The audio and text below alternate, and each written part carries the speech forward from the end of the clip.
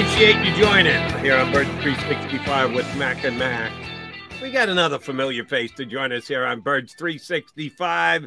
He's taken a couple of deep breaths since the draft. Oh, he's already putting mocks out for 2024 because it is a 365 business that he's in. One of the best draft analysts that I know, Ric Serritella. NFL Draft Bible, all access football, substack.com if you want to get Ricky stuff. We're going to get a whole bunch of it out of him right now. I'm going to start calling Rick the king of swag.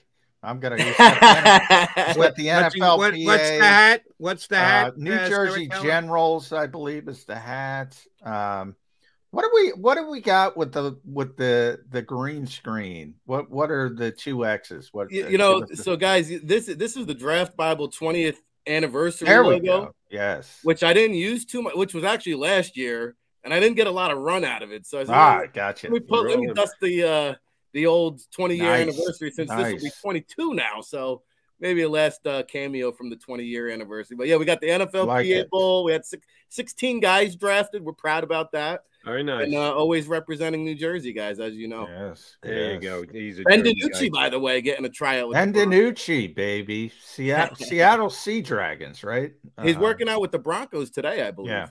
Yeah. A bunch of XFL guys are getting snatched up for tryouts. I thought they did a good job. Yeah. All right, Ricky, we've been giving our Eagle grades, been getting guys coming on, giving Eagle grades. Some people handle grades differently and look at it differently. 3 days worth of transactions. How would you rate what Howie Roseman accomplished? Well, listen, disclaimer, right? You got to gauge how you think somebody did. And so ABC is an easy way to kind of determine, like, hey, this is our initial reaction.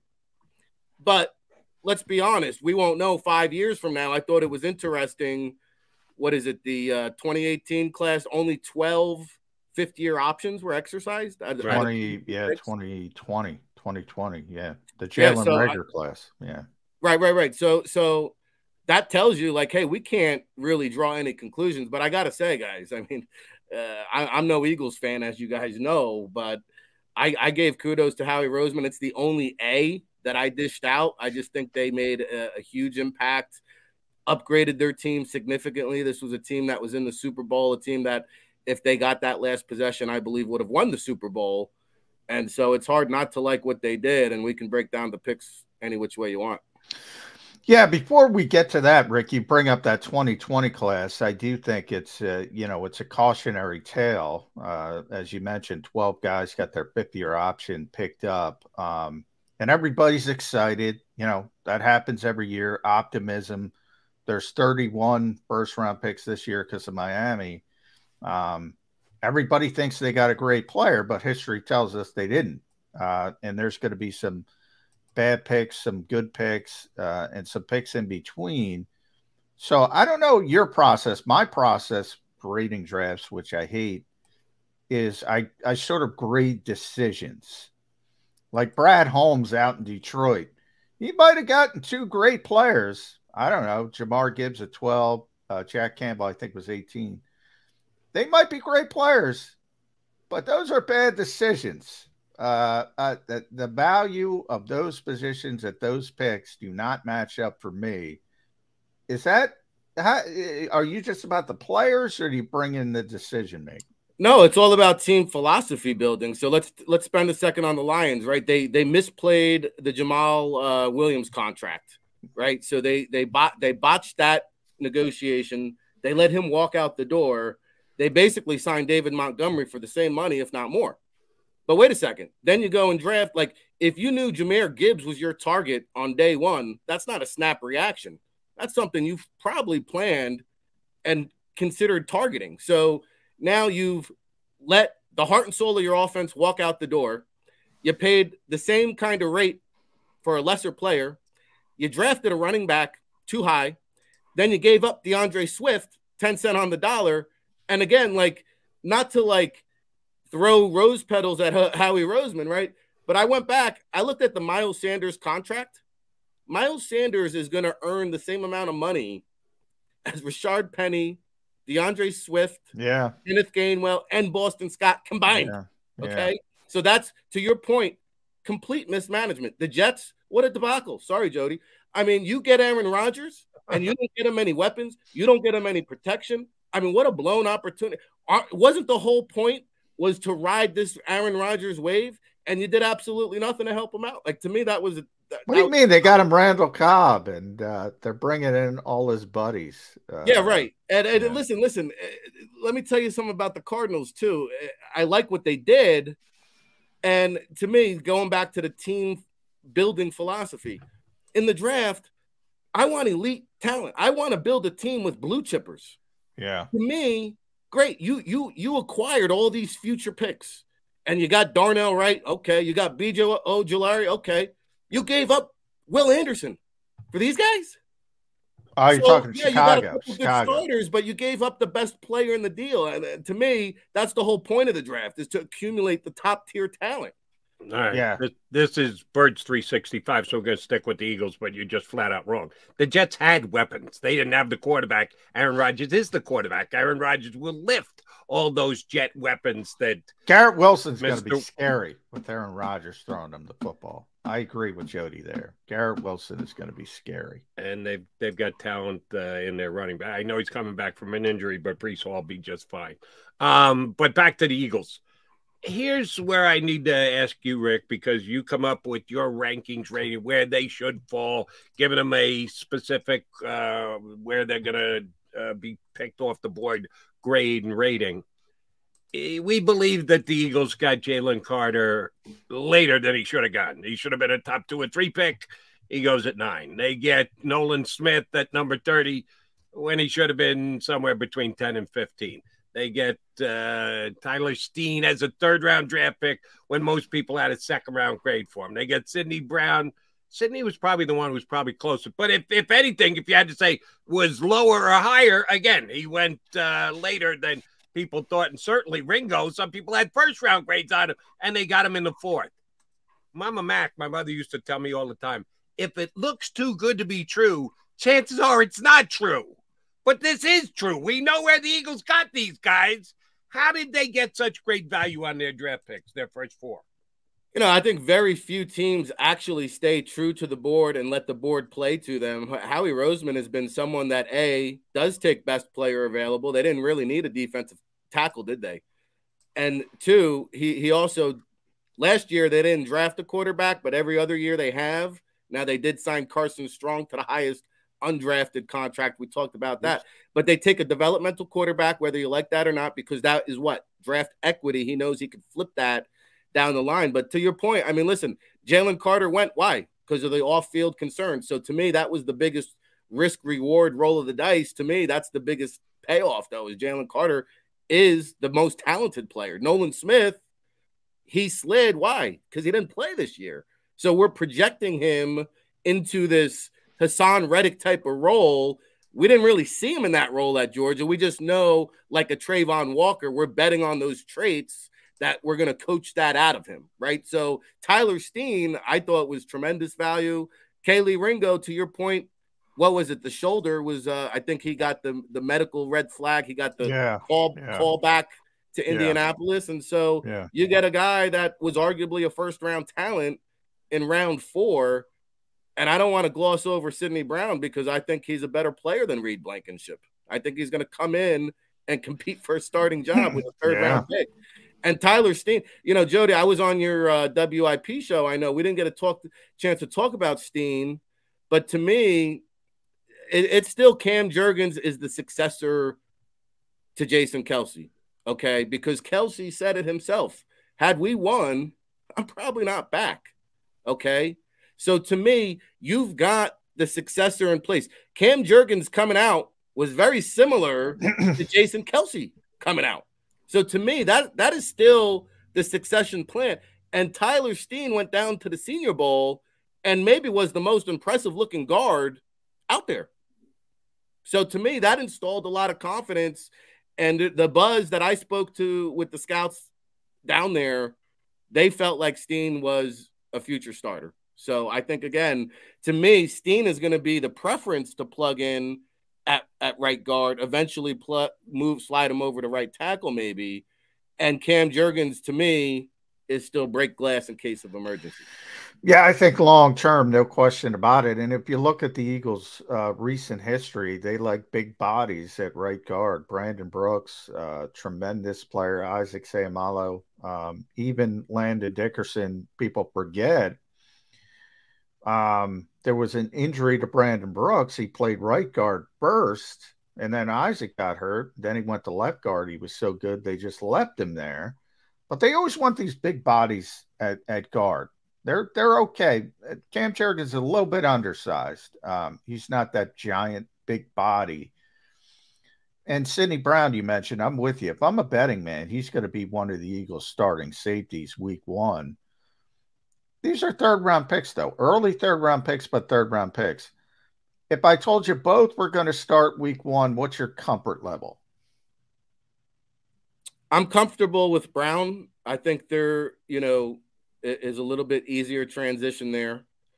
Ringo, to me, you saw not Ringo, Steen, because Ringo Steen. they don't need Ringo to play because they have Slay and Bradbury. Sure, but they might need to play. Well, to me, like Sidney Brown, he can play free, he can play strong. He would have to slide into the free safety spot, which I like him more in the box, so I think he's a little bit more vulnerable at free. He can do it. Steen, I think he's battle tested. This guy's a proven starter at the SEC level. I feel good about what I saw down in Mobile, and to me, I would feel good about Steen. I would feel very confident that he could step in there and compete from week 1. Sidney Brown, I think Blankenship, somewhat I would imagine going to be similar system, has that comfort level in year 2. But I think Sidney Brown, I think he's going to be a fan favorite. Just his blue collar mentality, the Canadian sensation, I like to call him, his backstory, I think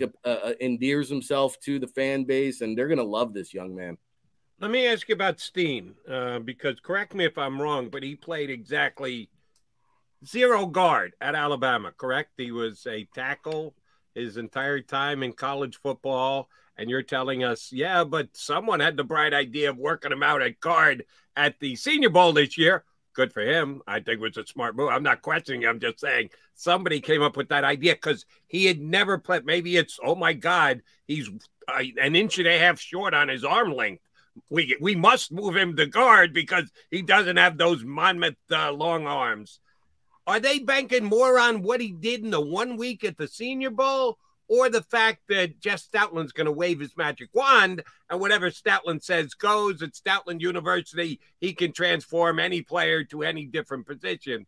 Why do you think the Eagles are as gung-ho as him becoming a guard as they are? Well, I think we've seen this transition, and you're right. It's usually the tackles that kick inside are usually because of a deficiency. And I think with Steen, he doesn't meet the cutoff 34-inch requirement, right? But if you go back, like Isaac Seumalo, who had a chance to scout out at Oregon State, he was playing left tackle. He was playing center. Played everywhere. He was playing, he was everywhere. So Stoutland, like if anybody's going to be able to make that transition smooth, I think it's Stoutland U. So I think they're banking on Stoutland. They're banking on the track record. And I think you do. I mean, like, listen, Senior Bowl, he's not going up against Joey Bag of Donuts down there in Mobile now. So, I mean, I think it does hold some kind of credence. And, he's battle tested. You do it week in, multiple years starter, 3 or 4 years in the SEC. I think there's something to be said for that. By the way, a quick story about Isaac, because he made me smile there, Rick, is he played every position at Oregon State but left guard. And where the Eagles start him? Left guard. At first, and then he moved. He played every position during his rookie season with the Eagles because of injury, and tight end, and he was an extra tight end. He was one of the most versatile offensive linemen they've ever had, and they felt comfortable playing him everywhere. That's rare, though. I do think people put, thinking Jeff can create anything out of anything. They're got like Andre. Well, we saw the crossbreed though. We saw the crossbreed. Like we saw Jurgens at guard last year, but we said okay, he's a center. I think you'll see Steen like long term. I think he'll get every opportunity to maybe kick over and replace Lane Johnson. But in the meantime, let's try him out at guard. And if not, we got a pretty good contingent. But I bring up Andre because Andre Dillard, tremendous talent, but he could move anywhere. You know, he was comfortable at left tackle. He was not comfortable doing anything else. So you can't just create something out of nothing is what I'm trying to say, even if you're Jeff Stoutland. But NFC East, I want to shift it towards the whole. We haven't really gotten into it with a lot of our guests, so I want to get your thoughts. I was not impressed. I think the Giants did a pretty good job. Dallas, Washington, boy, I think they both reached for their first-round picks. Massey Smith is a physical freak, but I don't know. He looks to me like a two-down player. Emmanuel Forbes, a playmaker, but boy, that was early with some of the corners that were on the board. What are your thoughts on those NFC East drafts? I'm probably a little bit higher on Massey Smith than you. I like them because remember they were signing bodies off the streets that just couldn't get the job done. So I thought they shored out. They plugged the need there. And you didn't hear, like, we feel like it's a reach because he wasn't mentioned in the mock drafts. And that's probably stemming from his off the field incident. He got pulled over for speeding, had an unregistered gun. And so, like, a lot of people were scared to put him in the mock draft. That doesn't scare Dallas, right? So to me, I think Massey Smith's going to be a really good player for them. Now, Schoonmaker at 58, to me, like, they got leapfrogged, right? Buffalo jumped them at 25, one pick to take Dalton Kincaid. Kincaid was their guy. So they got leapfrogged by the Bills. They panicked in round 2 with Schoonmaker, who's a great blocker, inline guy, but they got Ferguson who does that. And to me, like, Schoonmaker's like a movement piece. Like, he's not really a huge threat in the passing game. So I don't think, to me, Chris Vaughn making that phone call to Deuce Vaughn, that was one of my favorite. That was a great moment. Yeah. But I don't see a huge impact with this Cowboys draft. With the Giants, Deonte Banks fits what they want to do with Wink Martindale because he's a press man, cover corner. They can leave him out on the island. That's what Wink Martindale wants to do. Michael Schmitz at 57, I mean, that's going to be a starting plug-and-play guy for them. And I think he was one loss, four-time state champion in wrestling, one loss. I love those grapplers in the trenches, especially at center. And Jalen Hyatt, I mean, Jody, we talked about this. I'm not a huge fan. One-trick pony, pretty good trick to have is speed. And, you look at the Giants wide receiver core, though, he could potentially be the wide receiver number 1. So I do think, like, with the first 3 picks, Eric Gray in the 5th round out of Oklahoma, I think is Saquon Barkley insurance policy, right? Maybe gives them a little bit leverage in negotiations there. And then Washington, like you're seeing, the NFC East is drafting corners. This Emmanuel Forbes at 16, physical, undersized, plays much bigger, weapon with the ball in his hands. Jartavius Martin was another guy that had a good Senior Bowl down there, so they strengthened the secondary. But outside of that, like, again, Chris Rodriguez, they draft a running back that's almost an identical player as the guy they have that got shot last year, almost the same player. They already have 2 running backs. They're drafting another running back. Hey, maybe you should explore a quarterback, Washington. Just saying. Yeah, you and I are on the exact same page with the NFC draft. Cowboys, question marks. Redskins, what the heck? Giants, yeah, pretty good. Got to give them their props. Now, you did second guess or you questioned the general manager who landed the offensive Rookie of the Year last year and the defensive Rookie of the Year last year. So Joe Douglas sends his regards.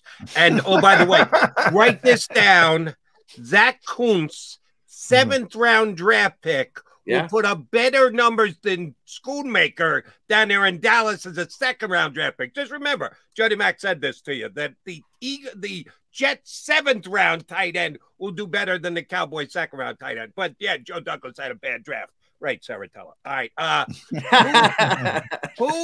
If Jody holds a grudge, Rick. He holds a grudge. Another team drafting running backs. They got Earth, Wind, and Fire, and they're drafting more running backs. All right. If the Eagles were the only A draft, who would the B+ drafts? Who at least got into the neighborhood of Howie Roseman over the 3 days of the NFL draft. You know, to me, the two teams that really stand out in terms of like coming out of the draft feeling good about themselves are the Baltimore Ravens and the Seattle Seahawks. I'll stick in the NFC first with the Seahawks. To me, they've recreated now this Legion of Boom Part Deuce in the secondary. They've got this Devin Witherspoon kid. They signed you the Love from the Giants, had 100 tackles last year. He can play safety, he can play corner. They got Tariq Woolen last year. Jamal Adams is back there. I mean, this secondary to me is incredible. Now you come back and you take the best playmaker in the draft and you pair Jackson Smith and Jigba with DK Metcalf, Tyler Lockett, Zach Charbonnet. Now you got a tough between the tackles grinder to pair with Kenneth Walker. I mean, this is an explosive offense. I think they've got arguably the best secondary in the entire National Football League. Seattle's not going anywhere. I like them to win. I think Seattle's better than San Francisco. Oh, now you get into John territory. First you take the shots at my Jets, and now you're going to get on McMullen's team that he had going to the Super Bowl last year. You're not making friends here, Serritella. I agree with Rick that Seattle's better than people think. I agree. I don't think they're at San Francisco's level yet, but they make good decisions. And by the way, experience. John Snyder, Pete Carroll. Experience. Howie Roseman, how does he beat all these young GMs? Experience. These guys don't get a chance to learn from their mistakes. Snyder's been there forever. Carroll's been there forever. Howie's been here forever. Why can't people figure this out? The continuity is better than the alternative, Rick. Yeah, and you look at, I mean, I don't know how long Eric DeCosta was there under Ozzie Newsome, right? Yeah. Before, so... And they worked side by side for so long until DeCosta got that job. And so they get Lamar signed, sealed, and delivered. Say what you want about OBJ, if they overpaid or not. That to me is a high risk, but it's also a high reward because now you've got two guys, OBJ and Zay Flowers. They can line up outside. They can line up inside. They're not afraid to go over the middle. You can get them in space. That's exactly what Lamar Jackson needed to pair. Like, other than Mark Andrews, he had nobody else to throw to. All of a sudden, now they got weapons. Trenton Simpson, you pair him with Roquan Smith in the middle. Pretty good. I like this Stanford corner they grabbed there in the 5th round. Blue Kelly. Voorhees from USC. People thought was a top 100 guy. I think he got hurt at his pro day. But you got a potential starter down the road in round 7. I think Baltimore, to me, really might be the best team in the AFC. All right, I just want to go back to Seattle for a second because I agree with both of you. They got a good young defense, and they got a chance to have a difference-making defense this year. But question for you. Who is Holton Ahlers? I don't know who this individual is, and he is their 3rd-string quarterback right now. And, oh, by the way, their 2nd-string quarterback I don't like a little bit, Drew Lock. And their 1st-string quarterback is Geno Smith, who I'm not going to take away from. Had a great year. He had a phenomenal year. I want to see that again. Sorry, Geno. After 7 years in the league, all of a sudden the light turned on and you're a top 10 quarterback. You got to reproduce that for me again. Do we not? They just made the unit around him stronger, Jody. And I will say, Brock Purdy with the UCL is no guarantee. It might be Sam Darnold week 1. It might be Trey Lance week 1. Who really knows? It might be Brandon Allen. They signed another quarterback. Hey, what the? I don't know what. Yeah, San Francisco's got some issues at the biggest position of all, which tells you how good they are because they still find ways to win games. True. But I will say, Jody, I'm a little disappointed, man. It means you didn't stay tuned to the 4th quarter of the NFLPA Bowl because had you done that, Holton played in the 4th quarter. How did I miss that? Holton Ahlers, not only did he win the Hula Bowl MVP, he won the NFLPA Bowl MVP. There we go. And he's a lefty out of ECU, and Holton Ahlers is a gamer. Did you say VCU or ECU? ECU. Or are those? Can you count those two teams together? And maybe if you put them together, they could win some games in the ACC because they're not winning them in the SEC. No matter what. All right, now we get to the main event. I want the bad drafts, Rick. Who had the worst drafts? Give me two or three of the worst drafts. Other than the Jets, who you've already buried. No, the Jets weren't my worst. I had the Packers, I think, were down there. You know, the Saints. Like, let me pull up the Packers here and see. Van Ness, okay, I get it. High motor kind of guy. Musgrave, I actually like, but you know, to me, you took another tight end. You took 2 tight ends with your top 4 picks. Yeah, I didn't understand that. You know, Sean trying to help the young quarterback with, you know, security blanket, I guess. Yeah, I guess. Sean Clifford in the 5th round, that was a little bit high for my liking. Lou Nichols, I hate to diss day 3 picks, but like just nothing really stood out to me in terms of impact. I would have thought they wanted to build, just like the Jets, I would have thought they would have wanted to build around Jordan Love. I didn't see them do that. And then the Saints, like... Well, 2 tight ends. Not 1 tight end, 2 tight ends. Isn't that building around Jordan Love? Giving him weapons? No? Yeah, 1 tight end that's coming off an injury, another tight end that needs about 15 to 20 pounds until he's ready for the NFL. But okay. I hear you. You know, I don't think these guys are making an immediate impact. I like Musgrave. I think he has the frame. He's another one. He needs to bulk up and he needs to show he can stay healthy. And then Reed out of, I guess they did, Michigan State. To me, I just felt like they could have got better impact earlier in the draft. They waited and got tier 2, tier 3 options when they should have just early in the draft got immediate impact players. And then, you know, the Saints, I guess, you know, they went for the beef. They added 2 defensive linemen. Then they take Kendre Miller. That tells me that Kamara might be facing a suspension because they have a bunch of running backs there already. Hayner, they took your guy Hayner, you know. And when he's making Pro Bowl, Serritella, I'm going to expect an apology from you. You're on this Saints draft. Yeah, he loves Jake Hayner. And by the way, you know, the Saints. Remember, everybody forgets this stuff, Rick. I know you don't. The Saints should have had the 10th pick in the draft. They didn't, because somebody policed somebody else. But we shall remain nameless. But they should have had the 10th pick in the draft coming in. They did not. All right, I got an interesting question for you. And again, we tap into a guy like Ric Serritella for this insight, except for his disdain for a New Jersey team. He says he's all Mr. Jersey, but he's ripping a Jersey team.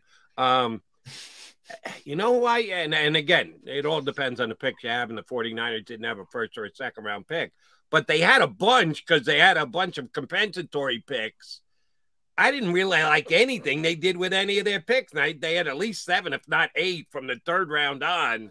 I thought San Francisco, and it could only be so good when you don't have a 1st. They got a kicker, Jody. They got a kicker. Did they take a kicker? Oh, that's right. They took Jake Moody as their first Jake play. Moody. Yeah. So give me the Jake Moody plus evaluation of the San Francisco draft. No, I mean, listen, Moody's a good one. He's consistent. He's accurate from deep, you know, 99th overall. I don't know. I mean, listen, if you need a kicker, you need a kicker. Jair Brown, 87th. You know, I thought this was good value. John Lynch knows a thing or two about safeties.